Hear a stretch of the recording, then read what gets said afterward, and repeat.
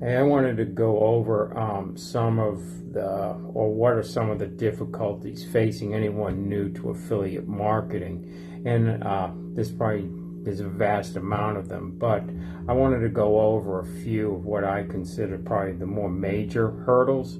And the first one is going to be the information. There is so much information available to anyone going out there and seeking it. You know, with a click of a mouse, you can find whatever you're searching for. And someone new to the business, this information can be both confusing and overwhelming. And in addition, with limited knowledge, someone's going to think a lot of it is contradictory.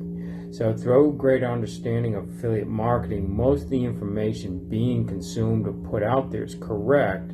Unfortunately, there's just many ways in which you can interpret it and operate your affiliate marketing business.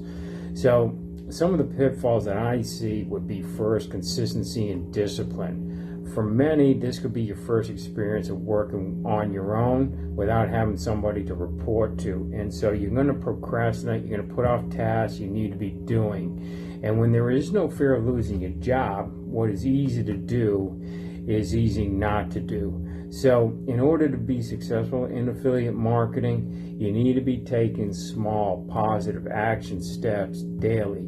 And skipping the small steps, though they're insignificant, for example, prospecting, though it's not going to have a bearing on your immediate success, but if you don't change these habits, you're going to fail. And your failure isn't based on your abilities as an individual. It's more the lack of daily application of these simple tasks. So without this consistency, you're not going to gain any traction. The second I see all the time is the instant result, that instant gratification. And this instant result mentality comes from the way you have been marketed to. You know, what you often see promoted is to make money online without a whole lot of effort on your part. And to me, this is the furthest from the truth.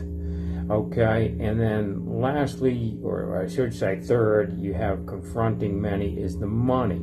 You know, when you put money or invest in some products, you start associating this product as being the key to your success. And we've all been conditioned to think that, you know, I've invested X amount of dollars here. This X amount of money should be making me X amount.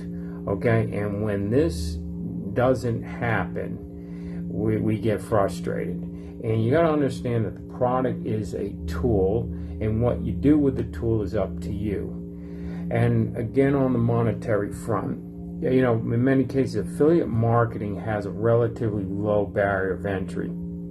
Okay, and therefore people don't have the monetary investment one has in a conventional business. So when things don't go your way, it's very easy to move on to something else. But if you take the standpoint of, hey, if I owned a franchise and I had tens of thousands of dollars invested into this thing, you're just not going to run off and buy a new business when things aren't working for you. You know, you're basically stuck, and you're going to have to work things out. And this is why I always tell people you have to know your four core or your fundamentals. And that first one is each day you're going out there and you're working on your traffic. So, you know, once you decide what product you're going to promote, you're going to have to go where your prospects or your audience lives, and this is your traffic. Now, once you have your traffic, the next step is your capture process. And regardless of the process used, whether you're generating traffic through a paid strategy or not, you need a process in place in which you can throw some sort of a bribe out there to get people to stop what they're doing and click on your offer. And from there, they're going to have to interact with your audience through a conversation. Now, people aren't going to voluntarily give you every struggle confronting them. You must be able to show them that you can at least understand the struggle and offer up a solution. So therefore, you have to have something of desire or high desirability to offer them as a bonus. And, you know, the bonus could be anything from video training, downloadable PDF, a case study webinar, or anything that someone's going to find helpful. Okay, so that's what you're using through that capture process. Now, the follow-up is, to me, is the most critical step, and it is a continuation of the capture process. And there's two methods at your disposal, right? You can continue your dialogue on your chosen social media platform, or you can use an autoresponder. You know, an autoresponder is a piece of software, for those of you who don't know, that allows you to send up a preset of messages that you created earlier.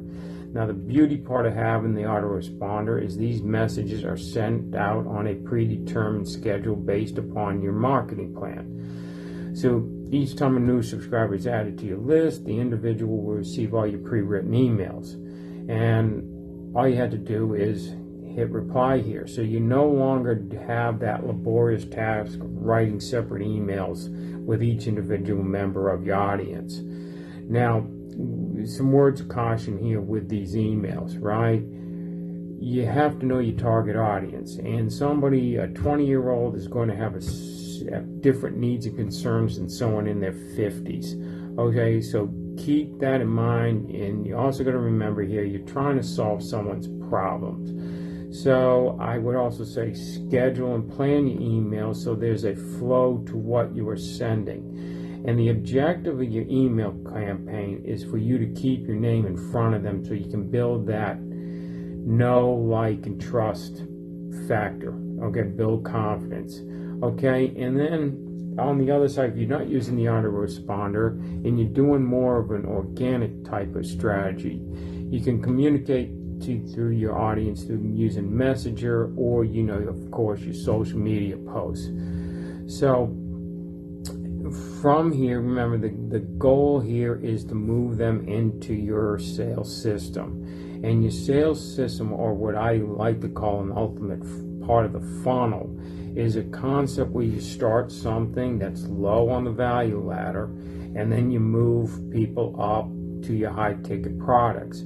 Okay, and this is, again, some controversy, but I think you need a well-balanced portfolio, because majority of the people that you're going to encounter are not going to buy something from you, especially of high value, the first time you come in contact with you, right? You're going to have to build a relationship with them, and this is going to take some time. So with this funnel, you know, you begin to move people through the process in which each purchase is building your relationship. And as they get more confidence in you, you're building a stronger level of trust. Again, it's going to make it easier for them to purchase something that costs a little bit more. But lastly, look, none of this is going to work unless you have that, what I said at the beginning, the discipline to be consistent, and you got to run this like a business. Okay, not someone out there who's out there to make a few bucks. Okay, so anyway, that's what I have to say for, you know, many people. If you're new,